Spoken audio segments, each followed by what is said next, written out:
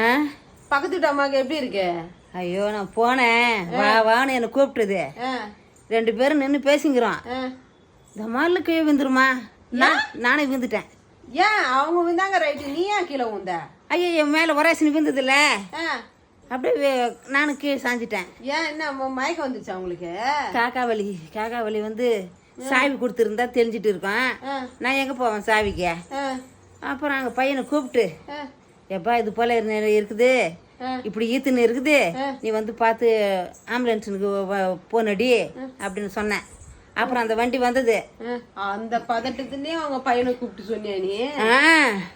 தடன்னு உதறுது எனக்கு உடம்பு. பார்த்தேன் இது மேல இங்க என்ன வாட்டப்படாது.